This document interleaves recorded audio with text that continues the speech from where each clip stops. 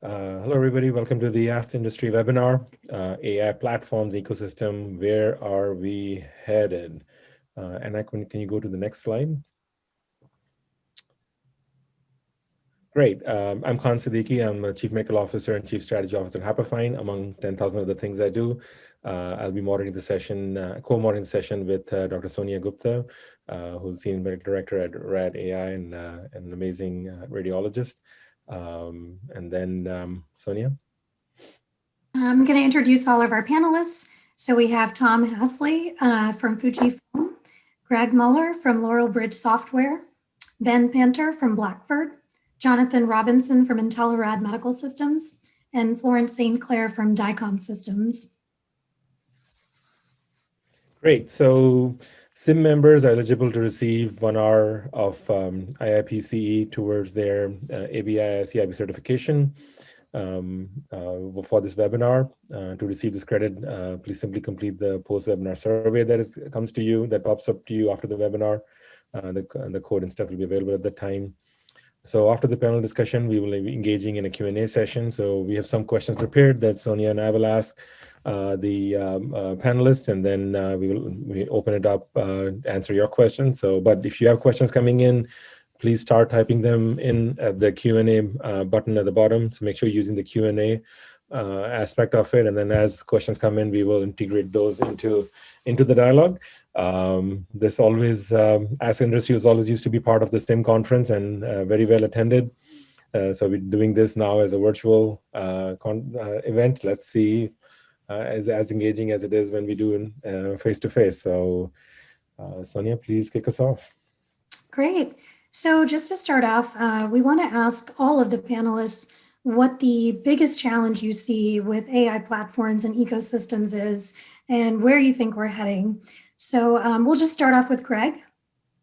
Sure. Thank you very much. So just a couple of quick observations about what my take of the industry is right now. There's been tremendous number of AI and evaluation efforts underway.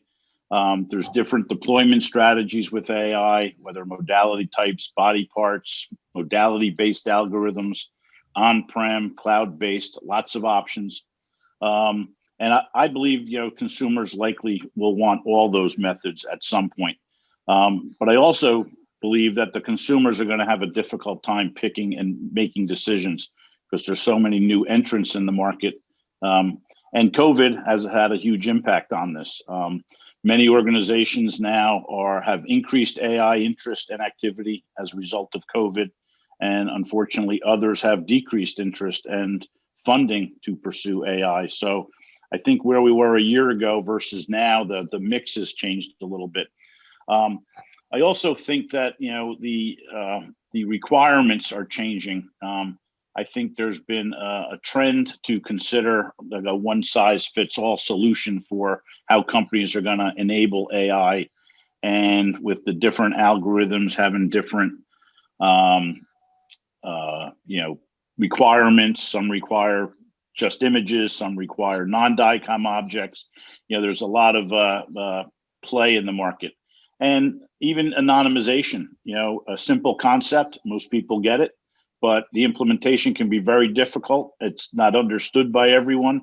There's different regulations, different interpretations of those regulations. And, so there's a lot of churn. I think we'll continue to see rapid increase in new entrants and churn in the industry. The market will continue to be flooded. I do think that only the strong AI algorithm companies will survive. Small ones will get consumed, and so forth. The algorithm companies themselves will need to become flexible in how they deliver their offering to their clients. And I think the healthcare providers equally will need to be flexible as to how they communicate with AI algorithm companies. So, I think it's exciting for all of us in the industry to, be part of this journey. And I look forward to what the other panelists have to say. Great, thank you, Greg. How about Tom? Hey, thank you. So I echo a lot of Greg's same sentiments. He hit on a lot of keynotes. I think we're seeing a large number of AI vendors that are going to end up being consolidated. I don't think, and I think one of the reasons for that is a couple. Some are very narrowly focused on very specific diagnoses and would need to really expand on that. The other area is I'm not sure that they're equipped to support the healthcare system's demands once the algorithm has been released and is in mainstream.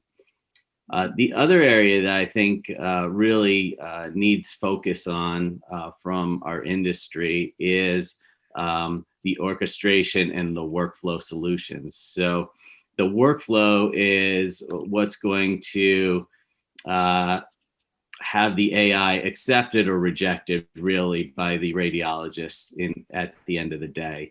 If it becomes something like initially 3D was, where you have to learn another application and it's not seamless in your workflow and you're launching another window, it's not going to be used. It'll just be another commodity. And so I think that's where a lot of the focus needs to be. Thanks, Tom. Ben, what do you think? Sure. I mean, I think your question was what are the challenges and where are we headed? Yeah. So I think that AI has tremendous potential for radiologists, for referrers, for patients. And we have a growing, vibrant ecosystem of providers of that technology. There's many fantastic products being created.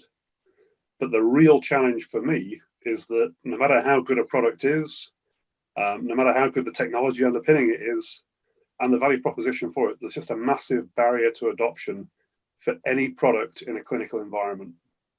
If you think about all the different integrations that need to be handled to get into the workflow, I think that a given site might be able to bring one, perhaps two products into their workflow a year. But to try and tackle the 10 or 20, which is still just scratching the surface of what's available, you need to cover a huge range of different integrations and technologies. And really that's the problem that a platform approach sets out to solve. And look forward to the discussion today about that. Great, yeah. Jonathan? Yeah, so just to echo a bit what Tom, Greg, and Ben were discussing, I think the barrier to entry remains quite high. I think it's actually getting more challenging as the years go along. So in order to avoid repeating myself from 2 or 3 years ago, we have even more vendors who are brand new, who don't have experience when it comes to workflow or to DICOM or to other standards within the industry. And that number of vendors is getting larger and larger and larger.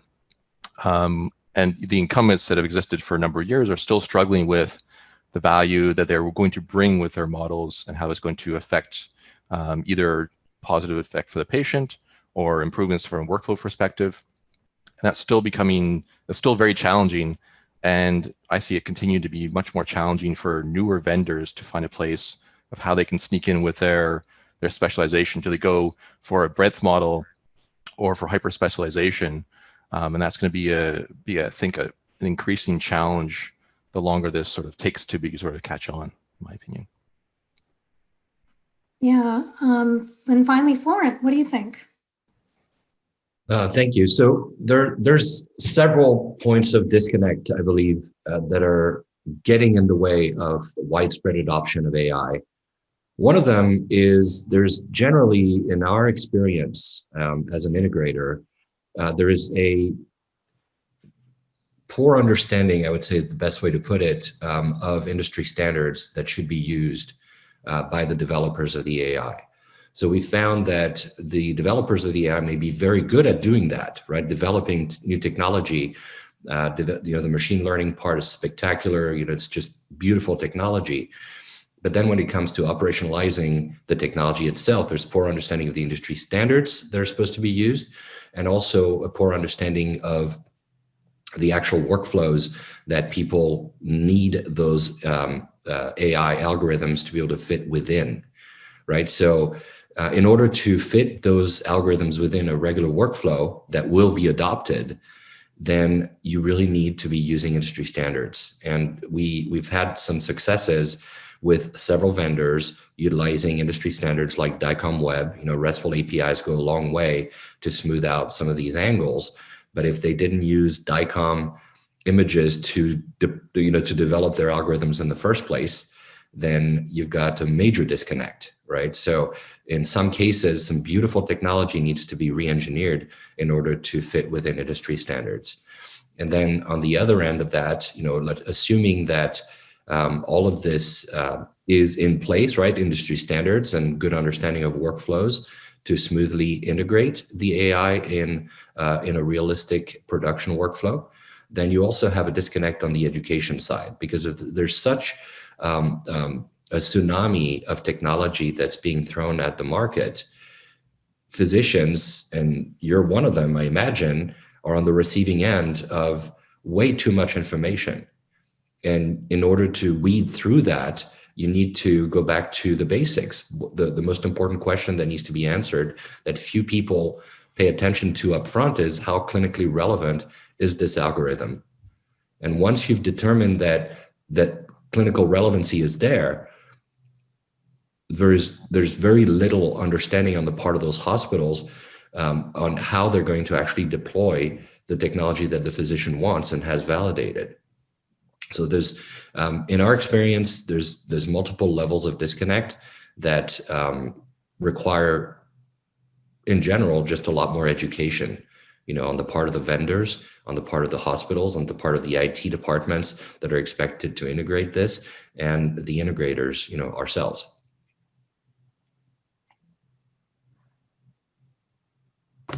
All right, that's great. I think everybody's gone through one of them. So maybe I'll do the next question, ask the next question, and then Sonia can ask the one afterward. Let me pick on Ben. So Ben, how about, just to give a context to everybody, like what does AI platform mean, and what is an ecosystem? Like, can you define those for us? Sure thing. So I think it wouldn't be controversial to say that radiology infrastructure is a whole load of niche solutions tied together with a highly optimized workflow. So we've got lots of vendors working together to solve a problem to allow the radiologists and all the associated radiology technologists, PACS admins, et cetera, to do their jobs. Now we all have to play together. And the ecosystem, in my mind, is the collection of suppliers and developers of those products, the platform through which they're accessed, the end users, those who support the end users, radiologists, referrers, technologists. They all provide and receive value in different ways, but unless everybody's satisfied with what they get back, there's very little chance of adoption. So that's the ecosystem. When you start to talk about an AI platform, I think there's two elements. The first is curation, and the second is workflow. So curation is about building a portfolio of applications that complement each other, that together contribute to radiology practice goals, patient outcomes, increased volume, driving down cost, all of these aspects. And an AI platform should be able to look at the case mix and referrer base and identify solutions that fit through that curated model. The workflow piece is ensuring that these tools are actually useful, right? Radiology workflow involves the modality, the archive, the worklist, the viewer, the report, the EMR, the referrer. And an AI platform needs to orchestrate all of these interactions across all the vendors that might be present within a hospital department or a radiology group, and ensure that the AI products augment rather than interfere with workflow. So I think we've got the ecosystem. An AI platform is about curation and workflow, and they're both equally important. Does that help? Yeah, absolutely. Thank you. That was very good. And Greg, you had another alternate thought here? Yeah. Ben, great job. I was trying to put together kind of what I thought an ecosystem was, and I mean, you hit it right on the nail right on the head. I would add to that I think what's typically important in all radiologist workflow, but especially important here, is the security and reliability of the data, the HIPAA compliance if that's required, and the delivery mechanism, that it's operationally capable of handling more than just one or two studies being sent to it for testing purposes. What does it look like in a real production environment where all sorts of data are going? And it's a big challenge, but I think collectively this ecosystem is full of lots of smart people and great solutions, and I think collectively we'll figure it out. I would agree that the workflow. Oh, sorry. Lauren, do you want to go do a comment there? And then Jonathan after that. So Ben, as usual, you have a superb way of presenting, simplifying what we're dealing with here. I think I have a slight disagreement with the approach. I think there are many companies, I think yours included, that are taking the approach of building an AI platform and are trying to aggregate all of these algorithms into a single environment to make it smooth, right? To actually make it uniformly available to clients. The reason I disagree with that approach is that, I'll give you an example. I may go to Whole Foods because I'm looking for some specialty groceries, some very arcane ingredients that I know I should be able to find at Whole Foods. And so I go to Whole Foods and I buy everything that I want. And then I realize, okay, well, they don't have the thing that I wanted that I came here to buy in the first place. I think that you may find that the same thing happens in an AI platform. You may actually get the attention of a healthcare system like an HCA or a Providence or Kaiser and say, look at all of those things that I have available for you. And then the physicians go, well, okay, this is great, but what about that one that I really want? Oh, well, we haven't integrated that one yet, or we didn't know you wanted that. And that's what I mean by the disconnect between the supply and the demand, is that we may, with the best intentions, try to aggregate as much AI as we can into a single uniform platform. But I think the problem that we should be trying to solve is making it easy for all those algorithms to integrate versus trying to put them in a box, right? So if you put them all in a box, then you have to go to that box, like I go to Whole Foods, and then I don't find what I want, and then I'm in the box, right? Whereas if I say, well, I'd like to be able to adopt this technology, and that technology happens to be using the right industry standards, and you can Dockerize this technology easily on-prem or in a cloud. But then what about all the hospitals that can't use a cloud, like Kaiser Permanente? They can't use cloud, right? They have to have on-prem deployment of those AI algorithms. So if you give them a platform and that platform is in the cloud, then the box itself is not even accessible to one of the largest possible clients you could be reaching with this AI. So I think it's more important for us to be flexible in how we're able to deploy this AI on-prem or in the cloud. That's the end of my comment. So I completely agree with you that the hybrid approach is required. You have to be able to do both. Some people like one, some people like the other. There's no issue there. I think though that we need to be careful not to constrain the problem to a technology one, because actually procurement of an AI application is a process that involves lots of departments within a hospital. Mm-hmm. We've got the obvious procurement one, we've got the legal side, we've got the BAAs, and actually that procurement process takes a long time. Mm-hmm. And what we've found is that that can take 18 months if you're trying to go from a fresh approach. And I think that's where generically AI platforms really have a lot of capacity to help, right? So it's not just does the plug fit when we try and bring it into the hospital. It's the whole set of challenges that you have onboarding a new solution into a hospital and trying to accelerate that process through a platform. Mm-hmm. Jonathan, you wanted to go next? Yeah, well, both sort of to address a few of the comments related to where the server itself is deployed. In a one hospital environment, it's very easy to have a server in one place. However, in larger distributed organizations, which could span countries, for instance, you're going to have to consider how much volume are you really going to send to these servers, these platforms. How much bandwidth can be used? Do you send all your types of studies you want to? How do you have context of when you want to use this solution, so you're not going to overwhelm your network infrastructure as well, which can be a big factor too, right? If you're sending all your TOMO exams, that could be massive as a cost to the organization and the benefit has to be there to be able to send that much data. Okay.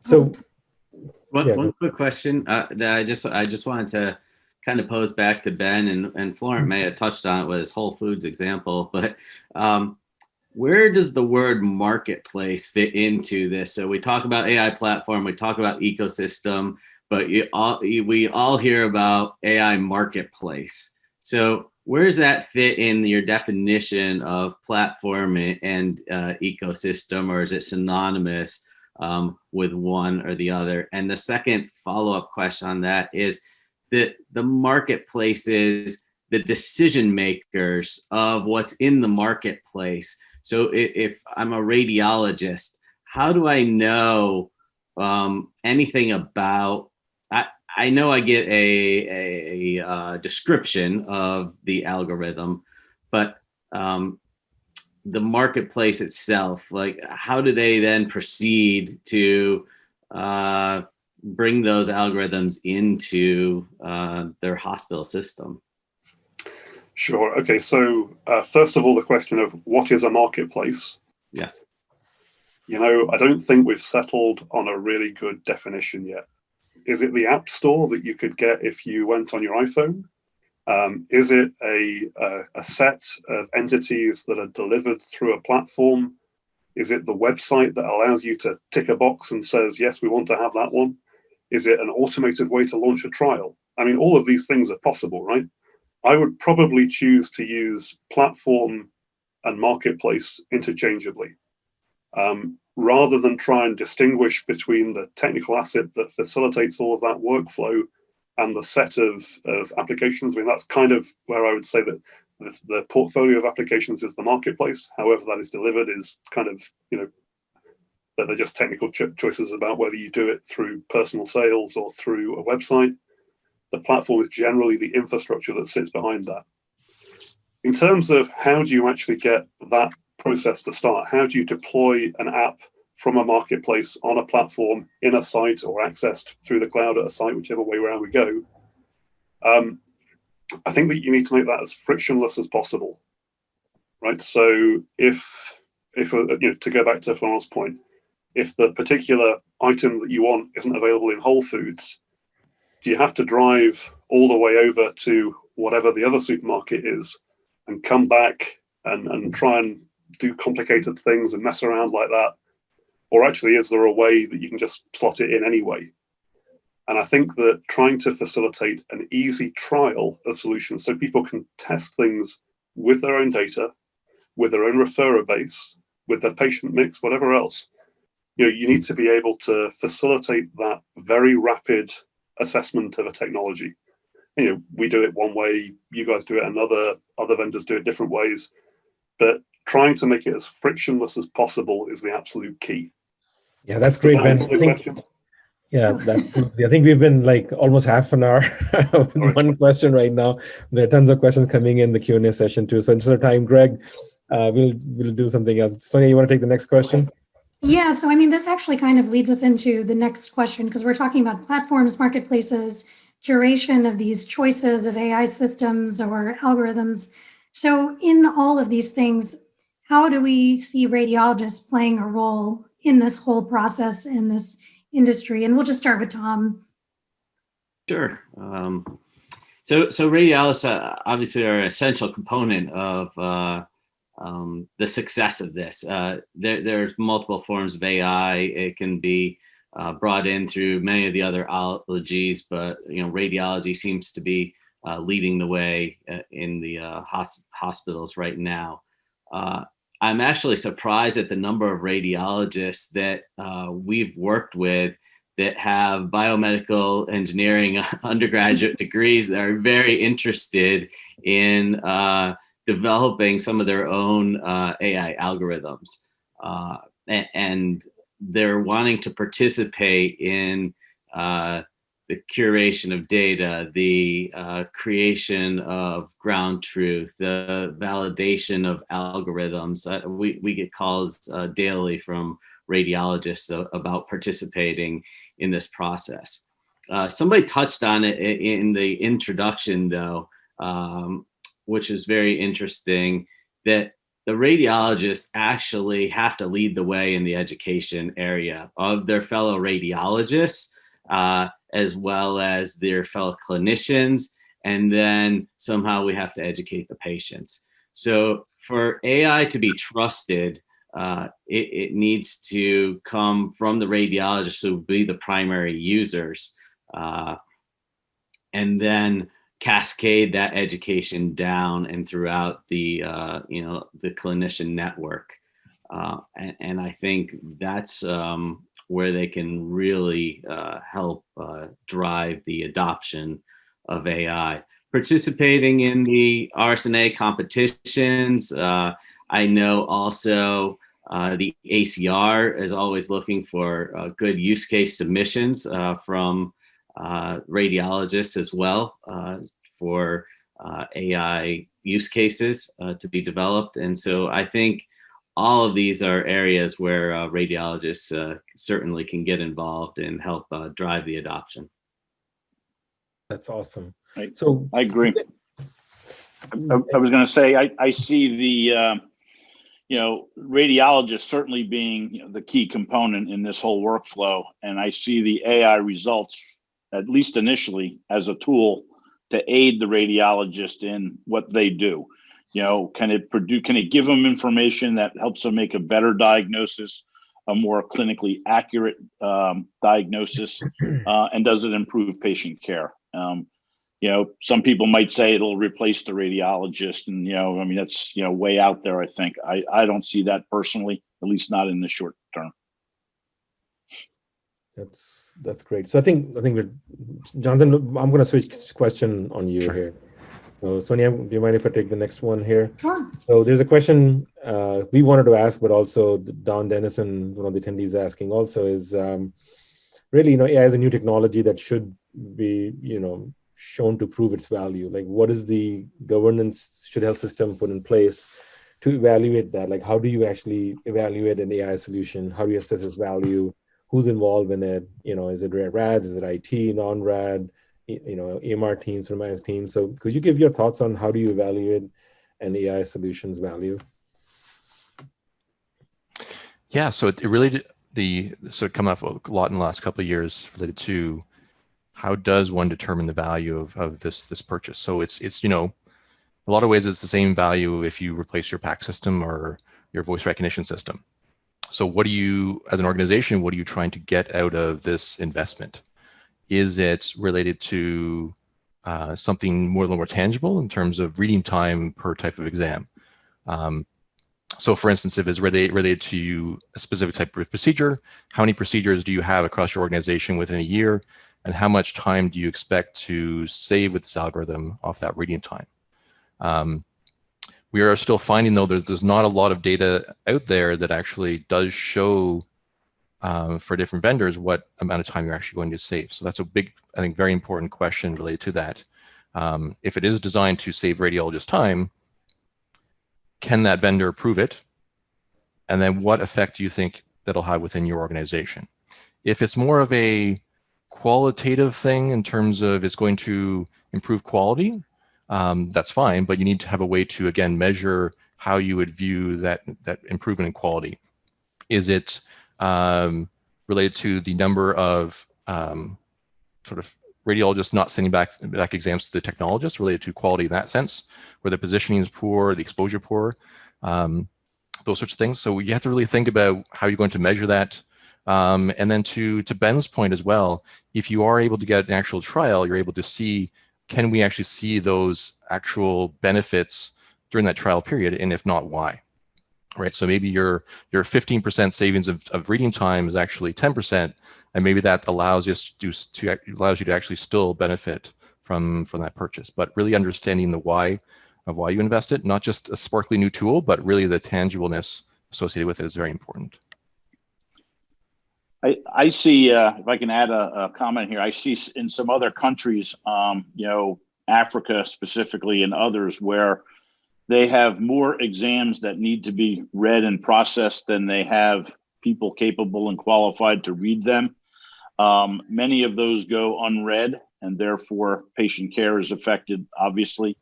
So I think there's tremendous value in these sort of solutions if you can triage and kind of pre-qualify which studies are the most likely to have positive results, such that the limited number of radiologists can, in fact, read those, the more important ones, the more obvious ones. So we're seeing that there, as well as with COVID, makeshift hospitals and things like that, and which could potentially be used for non-COVID situations like earthquakes and stuff, where they're setting up these makeshift places. I could see AI playing a tremendous role in triaging patients. So, I think you're on mute, Con. I know I'm trying to unmute myself. So before you answer, Ben, folks, if you're asking a question, please use the Q&A tab to answer question, not the chat tab, just reiterating, making sure I'm collecting all the questions. Sorry, Ben, go ahead with your response. Sure. I just wanted to kind of expand a little bit on what Jonathan said. I completely agree that if you're going to claim that you're improving radiologist efficiency, you need to be able to measure it and demonstrate that return on investment, that impact. I think, though, that we have to recognize that if you look across the whole gamut of AI application, about 70% of them aren't necessarily giving value or time directly to the radiologist. They're about improving the value of the report for the referring physician and downstream to influence the patient outcomes. And I think that piece is really hard to link. So the value for downstream clinicians on an enterprise scale and trying to work out how to link that value into the radiology department is tricky. Right? There's been some recent progress in reimbursement that starts to join the dots a little and maybe gives a route for that kind of argument. But specifically for a radiology group, customer or large radiology group, you're looking at how do I justify the cost of this product within my practice? Well, I probably have to pass that cost on to my referrer base. And will they like that? Well, I'm not sure. In a larger health system, especially which is both payer and provider, there's opportunities to really make much firmer linkages and to draw that value that's being given to the referrer and somehow feed that through radiology. But I think it's a really complicated area. And if you're dealing just in radiology, it's simpler. If you're trying to build the 70% of applications that actually provide value downstream, it's much more complex. Well, let me ask a follow-up question that came from one of our attendees asking the most common budgetary process, kind of going along with this, an evaluation to determine if the ROI is there for purchase and deployment. And Tom, if you want to answer that. I'm sorry, can you repeat the question, Sonia, again? The most common budgetary process, an evaluation to determine if the ROI is there for purchase and deployment. So kind of going along with what Ben's saying, it's a difficult process to figure out who's, paying for it. Yeah, I mean, that's a challenge right now. Is anybody really making money off of AI? That's the magical question. Who should pay for it? Should the radiologist pay for it because it is aiding the radiologist and potentially providing better quality? Should the hospital pay for it because, again, it helps with quality, it helps with the radiologist's interpretations? Should the insurance companies pay for it? And we've started to see some of that, or we started to see government reimbursement in certain cases if it can be proven that you're increasing quality or saving considerable time, such as in some stroke algorithms. I did want to add one very important thing, though, as we're looking at AI solutions values, is a lot of AI solutions have value, but we need to dig into the AI vendor companies to see, is there substance behind that solution? And back to what Florent kind of mentioned in the beginning, working with the standards and the integrations and being able to fit into these ecosystems and be able to stand up to regulatory audit. Are the AI solutions able to do that? And I think that helps provide value as well. So, Florent? thank you, Tom. Quick comment. So as far as who's making money off of AI right now, I think there's probably 3 companies that are, I would say that's Google, AWS, and Azure, because everybody's playing on their platforms, right?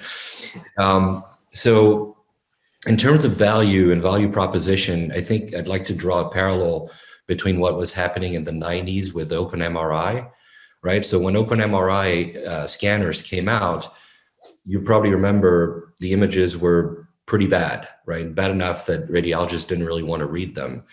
And so there was a cottage industry that came in and actually provided workstations that you would add on to an OpenMRI to smooth the images, sharpen them, remove the noise, things like that.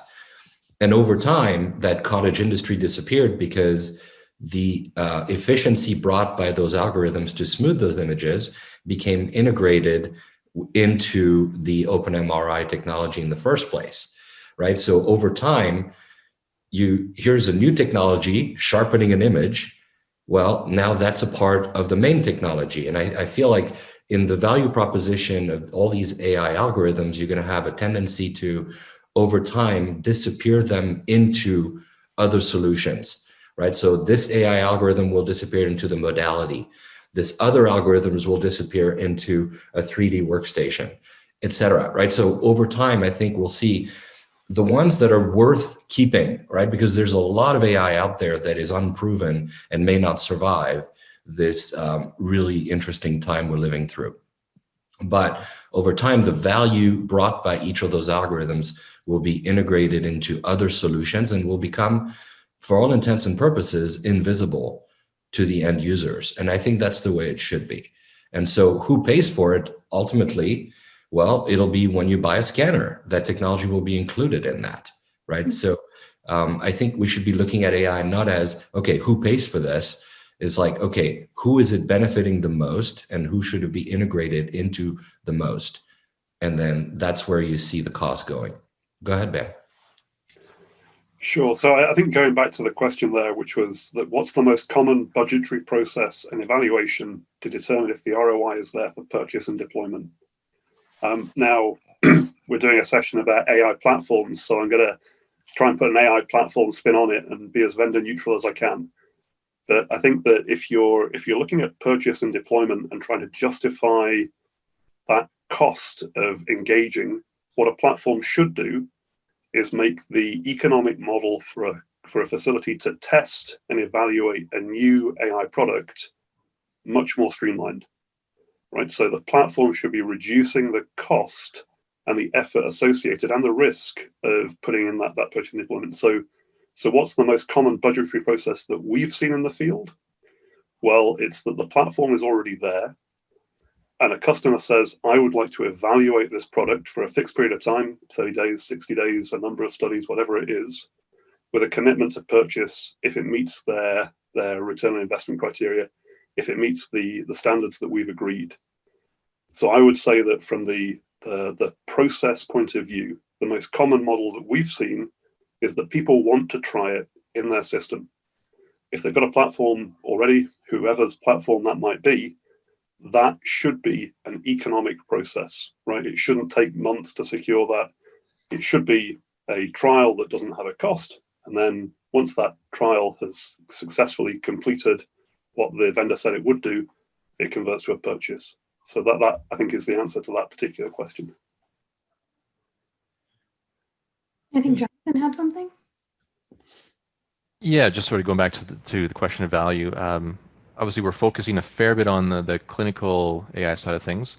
There's also, radiology is still filled with lots of manual tasks.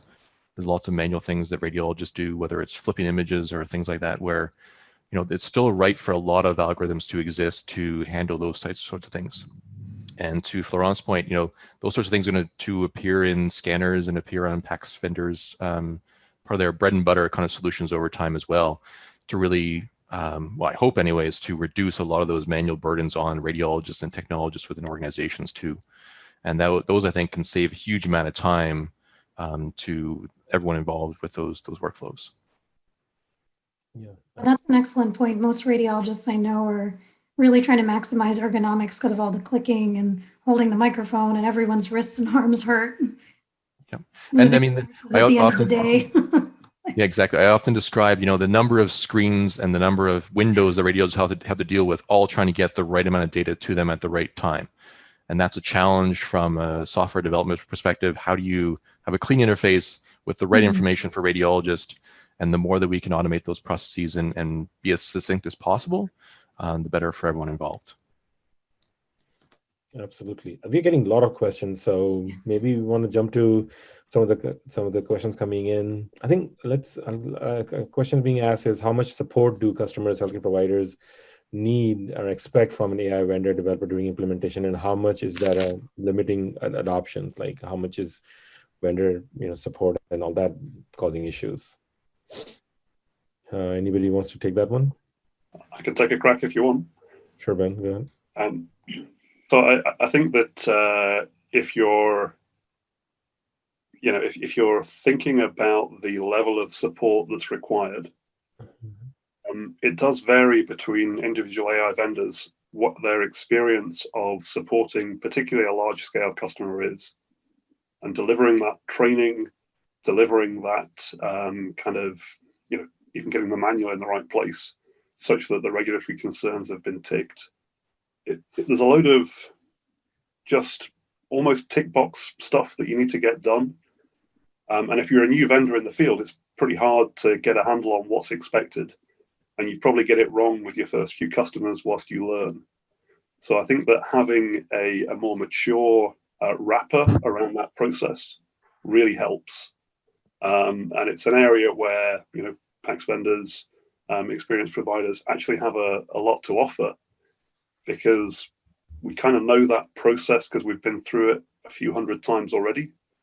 But I think that the expectation should be that, especially with a shiny new product that requires a little bit more interaction, you need to have that hands-on approach of being able to solve things. And you can't let someone get in the way between the vendor of that application and the customer. So whatever a platform or a channel does to sit in the middle, it should be trying to smooth the message, smooth the experience, but not get in the way of having that direct communication.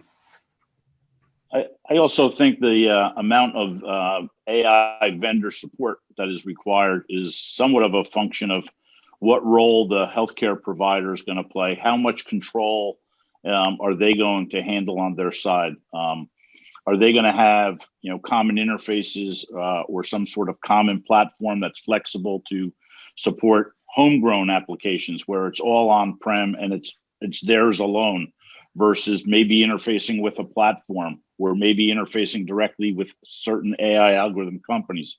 If they're controlling that sort of activity, I think the reliance on the specific AI vendors will be less. The more they outsource, the more they're going to be dependent on the AI algorithm companies for support.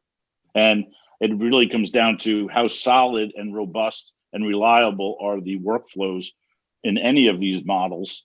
If they're well tested, operational, and can support the volumes and the scenarios, then that should eliminate the support on the vendor as well. Great. Yeah. So if I can add to that, maybe. Sure. Okay, Jonathan, go ahead. Just so Ben and Greg both spoke about this. I mean, there's a lot of us have quite a few war wounds dealing with the standard that is DICOM. And all its flavors of how people do special things, we'll say, with DICOM. So I think there's a big part of that, which is if it is a newer vendor that does not have a lot of experience with DICOM, you can't just slap in some DICOM toolkit and say, I'm done, because that's the beginning of your wild ride of standard that is DICOM. So I think you got to be conscious about that. What level of experience does a vendor have? in that space, because that can be a make or break kind of situation. Yeah, and I think a lot of the vendors, these AI vendors, are teaming up with companies like ours, all of ours, to help bring some of that knowledge base and that expertise to ensure that they're successful. I forget who said it earlier, but the algorithm companies are really good at their algorithms.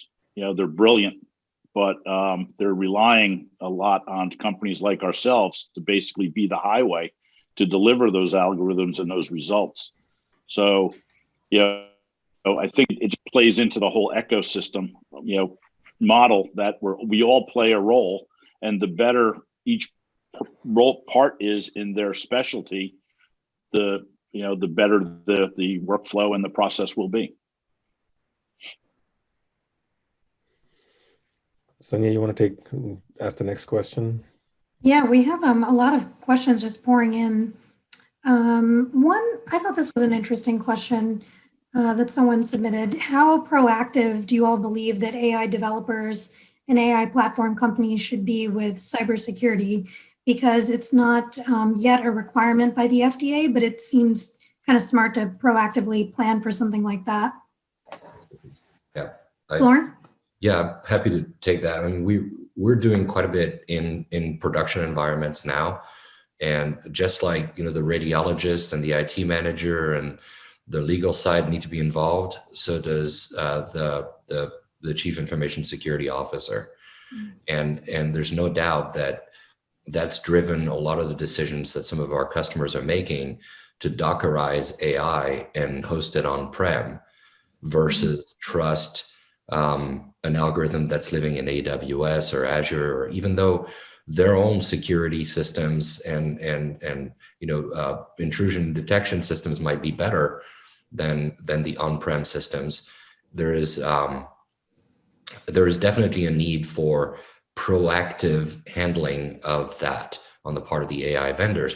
And much like, yes, they're really good at developing their AI, but they don't really know the industry standards. They also don't really know how invasive the questions can be on the part of the security team in order to even let them through the door, right? So operationally speaking, security should proactively be handled, and a BAA is not enough, right? So it's fine to sign a BAA. Most people will just sign it just so they can get a deal without even scrutinizing the legalese, right? Just like you click on I accept on your iPhone every time there's a new update, right? You don't read the legalese.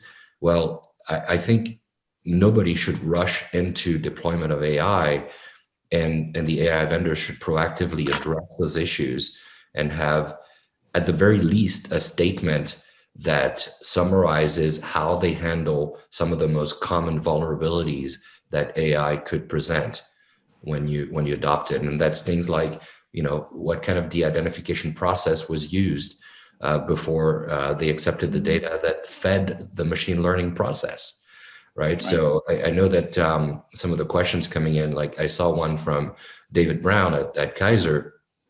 It is the wild, wild west of data out there, and companies like Hopper, and I don't mean to, give a plug for Khan here, but that is a really big part of the problem, right? The vulnerability is if the data being used by those algorithms are not clean, de-identified properly, and you can't take a cookie cutter approach to that process either, then the curation of the algorithm itself matters less than the problems it could cause if it wasn't developed properly in the first place. So very important question. It should be proactive, and the AI vendors should take steps to present very openly and very transparently how they handle the security side. Yeah, I see Florent, like you said, I see a lot of the AI contacts and prospects that we're dealing with kind of relying on us to kind of help them manage that sort of stuff. Like, what's this 470 questionnaire about security? They don't even know what TLS is and things like that. Yeah. So I think we as vendors are going to help play a role as the middle people probably between healthcare provider and algorithm, like we do now with, healthcare provider and teleradiology company, or,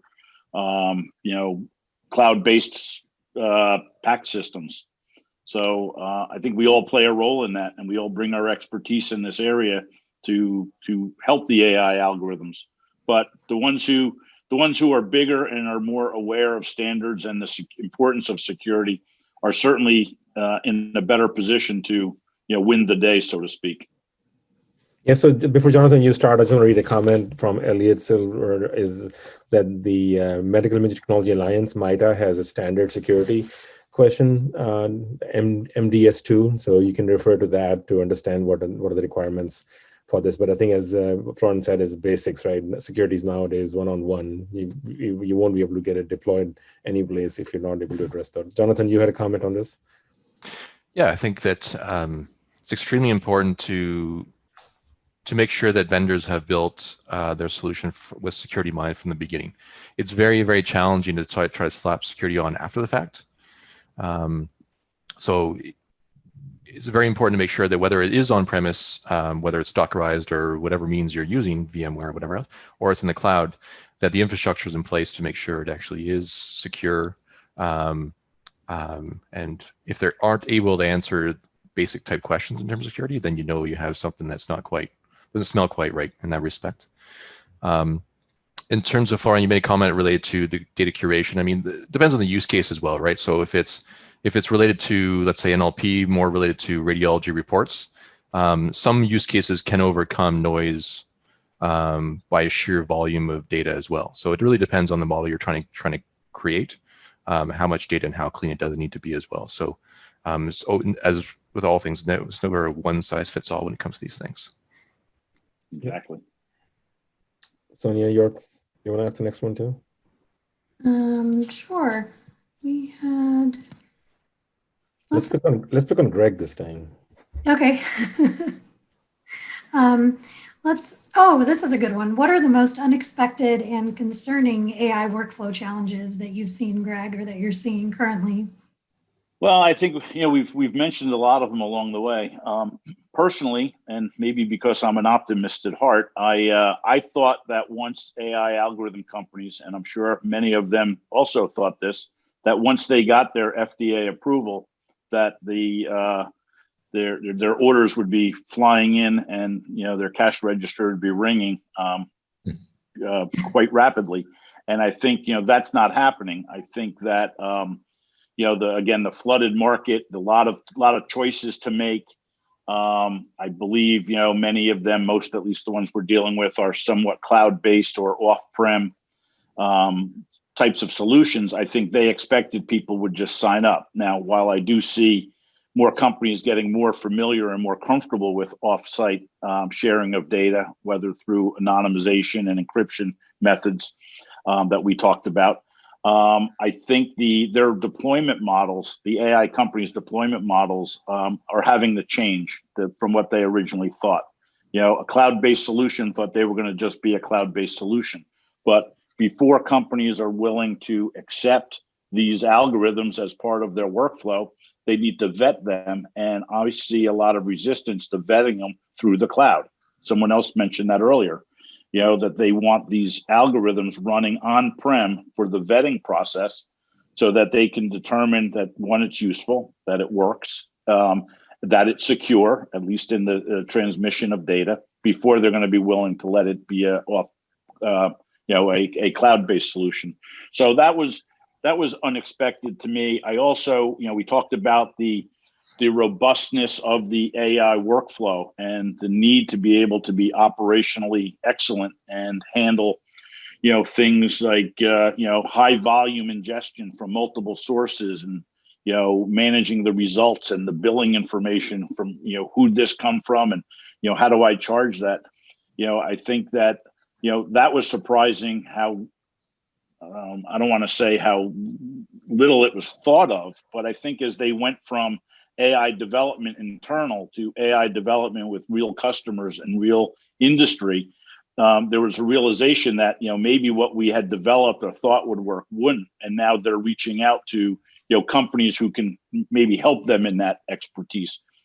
including certain, platform companies who, want to manage the platform, but maybe not the interface with the customer, or certainly a lot of AI companies. So there's been a lot of surprises to me, but I think that, there are challenges, and, it's just what we do. I mean, it's never as easy as you think. Otherwise, everyone would be doing this. Sorry. Tom and then Ben. Yeah. So thanks, Greg. A couple things that have come up, a little bit expected but unexpected would be, and I saw this in a question as well, an accept reject workflow by radiologists for AI results. So one of the questions that frequently comes up is, do you show AI results to downstream clinicians right away before a radiologist has had a chance to vet the AI results and say that they agree or disagree with those results? Or do you let those clinicians just make their own decision with AI as an aid to that? So releasing the AI results is one challenge that some of the radiologists internally are struggling with. Another area, and I mentioned it early on, and I think the panelists have talked about it as well. It has to be seamless. Florent said, use the word invisible, that it's just there, but it has to be a seamless workflow for the radiologist. And that is a big challenge because the algorithm vendors are presenting the results in different ways. Yeah, they're adhering to standards, but presenting a secondary capture AI result is much different than presenting a DICOM segmentation AI result. They're both standards, but the workflow is completely different in both cases. So those are two areas that certainly wanted to bring up. I think I want to comment on this one here. Okay. So the example you gave, the when should you show AI result, it's really, this is where understanding of the workflow becomes very important, right? In academics, for example, residents make calls all the time in the middle of the night, and attendings are changing them every day. So the workflow already exists in one sector where somebody's making a preliminary diagnosis, a decision is being made clinically, and then being corrected for it, right? So really, it's important to understand those. What are you trying to? Is your application mission critical, life-saving, life-killing kind of decision? Then absolutely that needs to be communicated to the physician so that they are making sure that somebody has confirmed the finding, versus just looking for position of something or where's the liver is here, like who really cares, right? So it really depends on what the workflow it is. And some of these workflow already exist in a human fashion today, and just understanding what those are and be able to implement them becomes very important. Yes. Yeah, I think it's getting everyone comfortable with the idea of AI. I kind of think it's going to be one of those things where right now, it's early, right? So we have to get people kind of on board with the idea. But later on, I think it's just not going to be an option. You'll just have to work with it, whether you want to or not, in some capacity. But Ben, you wanted to add to that? Yeah, I think it's a great point about the existing human workflows and how we augment those rather than trying to just pop up at one spot. The viewer, important that we can do things right there, but there's so much more to radiology workflow. When the study is being acquired at the modality, does the tech have to manually send that study to a particular algorithm and know which one to do? Can we automate that process? Can we get the information to do that from the DICOM? Well, we probably can't. We have to go back to the order. So we maybe need to look at HL7 and get that kind of feed. When you're then looking at a result popping up on the work list, do you know whether that study is ready to read? Is it still processing? Is it going to waste the radiologist's time to open that study and start reading it, and then an AI result pops up later? That's going to be a killer for workflow. You're looking at the viewer, which I think Tom's really well discussed. That is accept reject needed? Is it needed in every case? Is it just going to get in the way? And then when we're looking at reporting integration, the last thing we want to do is force a radiologist to read a number off the screen to dictate it into a report. So we've got to get smooth flow all the way through there. And then we've got things that then need to be transferred onto the referring physician. And how do we get that back into the EMR in a form that's workable? So I think that whole workflow process if AI is going to be really useful, we need to be integrating it every step along the way and augmenting the existing workflow rather than trying to replace chunks of it. That's And great. Florence?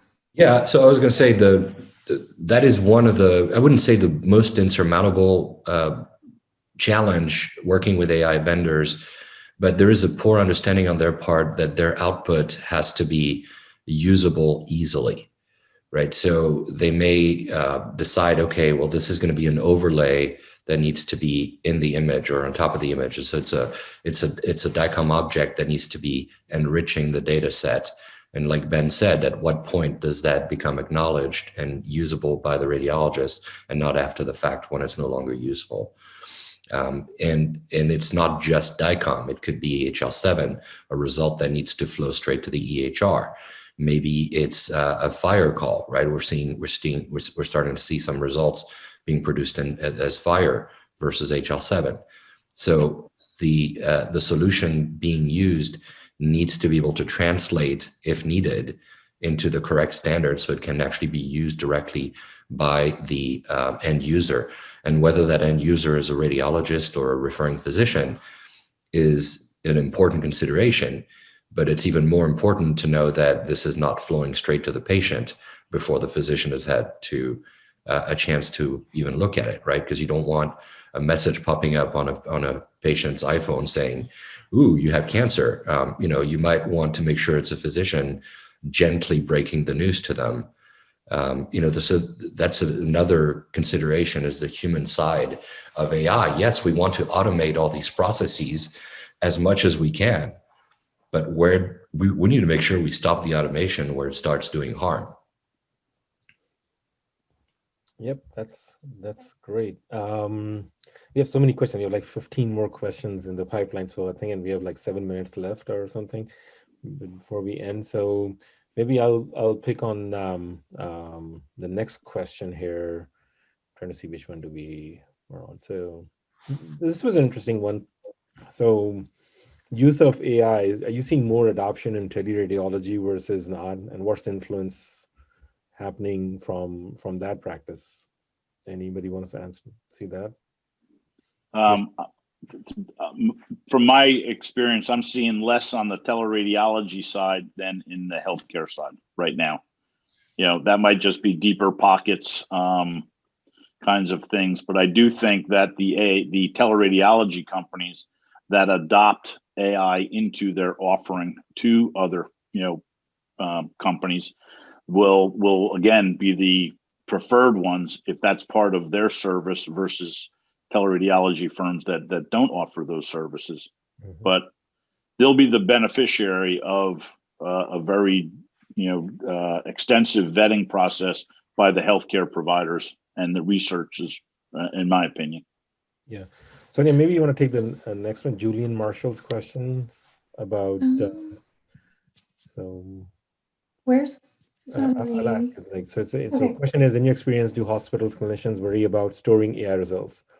This was a challenge in the early days of AI and mammography, right? The fear of lawsuits, nobody store it. So, do you store it, don't store it? This is kind of similar to whether do the clinicians see the results before radiologists see it? Also kind of falls in the same category of questions. Yeah. Yes, I can see the results being put on a radiologist. Let's give Bren a chance to respond. Sorry to cut you off. Sure, I'm sorry. Ben, go ahead. Sure. I think that the question, I don't want to disparage Julian, but the question seems to assume that the subject of do you store CAD findings has been solved. I'm not sure it is. Every hospital and every clinician I talk to has a different interpretation of whether the hospital should store the CAD marks in the permanent medical record or not. And different PACS vendors have found different ways of coping with those variations. I don't think we have a kind of an industry agreed standard as to whether those CAD marks should be stored or not. I don't know, Jonathan, how does a PACS vendor deal with such an issue? So Julian has asked this question a number of times at conferences I've been at. So him and I are generally on the same page where most of the time the CAD marks are purged. They're not kept long term. I can't think of any examples of situations where people do actually store them long term. I know that there's certainly some tension over whether that's good practice or not, but that's the reality of what we do see across the industry, and that really hasn't shifted. As whatever the 15 years of being around doing this sort of stuff. That's really sort of been always the case, and I would suspect that will likely be the same thing for these AR markups as well, right? Whether it's challenging from a secondary capture perspective or from a SR or PR object to identify the criteria by which you would purge it, but I would suspect that most organizations are likely to purge them, but I'm sure they'll have some heated discussions along the way about what is the best practice.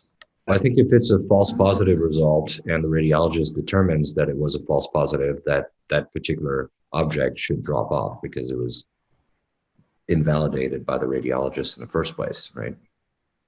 I think in our experience too, the radiologists are hesitant to keep those AI results just because we're such a litigious society. And if today the AI algorithm didn't find something and then down the road it does find something, then there might be some concern there. But there is a lot of concern just from a legal perspective from the radiologists that I've spoke with.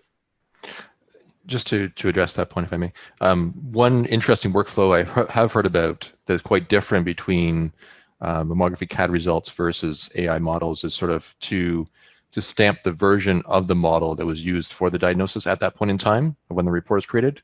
So as the version of the model increases, you would be able to go back in time and say, oh, it was that model, not this model. So it does give conflicting results over time. You would at least have a workflow that would allow you to actually track that version used at that point, which I thought was an interesting new type workflow that I've had not seen until maybe a year and a half ago. I think there's talking about the legal portion of it too. I think there's also a concern from the radiologist of back scanning prior studies, and if something existed there and an algorithm now finds it and they missed it, are they liable for anything in that regard? We've heard concerns about that. Benny, you want to pick the next one? Yeah, why don't we ask Florent this question? Are your AI vendors prepared to flexibly deliver results in all the format types that EHR PACS and NLP systems need to receive? Well, I think, if you want to move on to another question, we could, because I think we've actually addressed this in quite a bit of detail. But, really briefly, you just want to make sure your AI vendor has thought about those things, right? Not just how good is the algorithm at detecting something, how good is it at notifying somebody in the right format that something is amiss in an image or something is of note. And so there are so many different ways to do that, right? If I'm an EMR or EHR, I'm going to want to receive an HL7 result, maybe a FHIR result. If I'm a PACS, maybe it's a secondary capture or some overlay that I need to add to my data set. If it's a structured report, maybe I need to send that to the dictation system and to the PACS, right? So there's a lot of different ways to think about how to deliver those results. But I think it's more important for the AI vendor to present a standard result type, and then it's more important for the integrator, companies like ours, to be able to take that result and make sure that it fits within the workflow and ends up in the right place. That would be the extent of my comment on this. Great. So maybe I'll ask this question. This question comes up to me all the time is how do platforms deal with IP issues, right? So when you're hosting, a lot of times lack of understanding of how this is happening, but can somebody want to take that? Well, what sort of IP issues do you mean? So I'll read the question. How do platforms deal with IP issues of integrating algorithm on premise, especially in situations where hospitals don't want data going out of their premises? So I think they're talking about IP of the algorithm sitting somewhere versus cloud in their own instance. So, you could be talking about who owns the images too, right? Who licensed them and how are they being used. So it's because it's a whole continuum, right? It starts with identifying the cohort of images that need to feed an algorithm or a machine learning process, all the way to who owns the IP for the algorithm that was developed, right? So, I think it's really clear if you develop the AI, it's your company, it's your IP. I'm sure your VCs are going to want to make sure that that IP is secured for your company.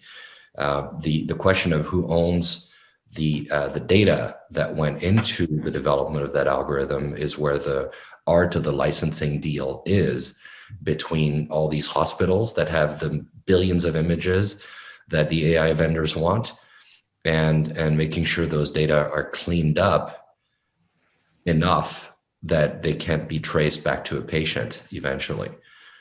So which part of the spectrum are we talking about in this question? I think it probably was all of it, but go ahead, Ben. Sure. I think Florent kind of touched on this, but you separate the training of an algorithm from the inference when the algorithm is in production. So training an algorithm requires permission from the hospital, depending on where you are in the world, permission from patients, some kind of share of all sorts of the IP that generates. Very complicated process, lots of involvement. I think when you're talking about inferencing, though, actually running the AI model that has been created on a set of data, that's a much cleaner relationship. And I mean, certainly for all of the platform business that we do, we make our providers sign that they are not using the data from our customers to develop new AI, to train new AI models, because that just really complicates a sales process, right? That if you've got a hospital that wants to buy a product, they don't want to buy into a development IP licensing program. They want to buy a product that does something useful. So I think that there's a very clear separation in almost all the products on the market today, that training is one thing. Once you have trained a model and achieved the FDA 510K or whatever it is, or de novo for that model, actually when you're deploying it to do inference in a production environment, that shouldn't be sucking up data and doing things with it, because if it does, there's all sorts of IP issues. So I think you need to keep it very clean that there's a training process and people that provide data are adequately reimbursed for that. And then there's the actual production inferencing stage, which is completely different. Well, there's a continuation of that process, right? Because once you get your 510K from the FDA, that doesn't stop the algorithm, the algorithm's ability to evolve from there, right? So the more it does its job, you can't freeze it in time. And so the more data are used to perfect the algorithm's performance over time, the more you're enriching the IP. Right. So there's a subtlety there. And, it's just a brave new world for all of us. It's just, you can't expect an algorithm to just not continue to evolve. It's going to learn from its mistakes. It's going to get ever better over time. Hopefully the AI vendors are engineering it that way, right? That it gets better and better. I guess your read of the regulatory framework is different from mine, but I think it's certainly the way that things will go in the future. I'm not sure we're there today with products that are on the market today.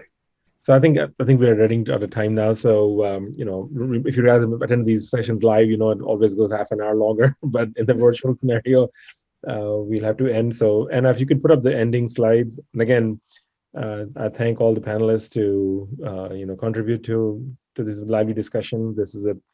This just needs much longer time. There are so many questions that I didn't even get a chance for us to get to. But just to remind everybody, the next webinar is image exchange, viewing, and archiving in the cloud, moderated by Judy. This is going to be a fun one. Judy's an amazing moderator and really keeps discussion live. So please try to attend that. And then thank you very much. And I apologize if we didn't get to your question. Sonia, you want to say any closing remarks? Yeah, no, thank you to all of our panelists for your time. And thank you for everyone who tuned in today.